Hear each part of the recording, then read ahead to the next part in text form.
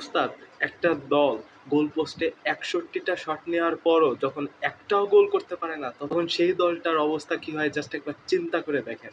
তুরস্কের সাথে যা হইছে তা রীতিমতো ইনজাস্টিস ছাড়া আর কিছুই না। অভাগা, দুর্ভাগ্য, ইনজাস্টিস এইসব উপমাগুলো যেন এর থেকে অনেক কম হয়ে যাবে। তুরস্কর সাথে রীতিমতো অন্যায় করা হয়েছে, এক প্রকার অন্যায় হয়ে গেছে।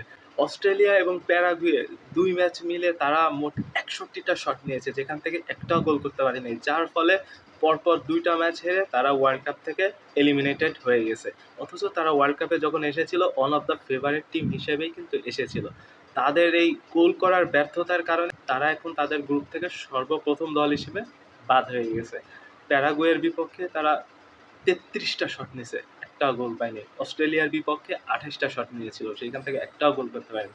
অথচ তাদের বিপরীত দুইটা টিম মোট মিলায় মাত্র ১৪টা শট নিছে, ১৪টা শট থেকে ৩টা গোল করছে।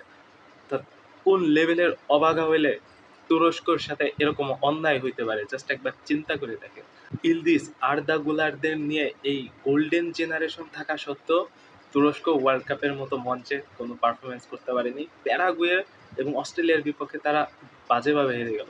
বল পজিশন অস্ট্রেলিয়ার বিপক্ষে তাদের ছিল ৬৭%, আজকে প্যারাগুয়ের বিপক্ষে তাদের বল পজিশন ছিল ৭৮%। জাস্ট একবার চিন্তা করে দেখেন কোন লেভেলের ডোমিনেট করছে, কিন্তু জাস্ট ওই গোলটা পায়নি। ওই গোল নামক সোনার হরিণ যেন তুরস্কের কাছে ধরাই দিচ্ছে না। ওয়ার্ল্ড কাপে গোলটা যেন তাদের কাছে একটা অভিশাপ হয়ে দাঁড়ায় গেছে। ১০ জনের প্যারাগুয়ে টিমকেও আজকে তুরস্ক হারাইতে পারেনি এবং তুরস্ককে ১-০ গোলে হারাই দিচ্ছে প্যারাগুয়ে।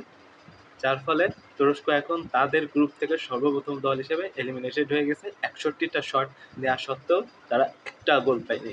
অভাগা, দুর্ভাগ্য যাই বলেন, তুরস্ককে এখন এটা মেনে নিতে হবে, এটাই বাস্তবতা। গোল না করলে আপনি জয় হতে পারবেন না। ফুটবল হচ্ছে গোলের খেলা, যেটা ধরা না দিলে আপনি শেষ।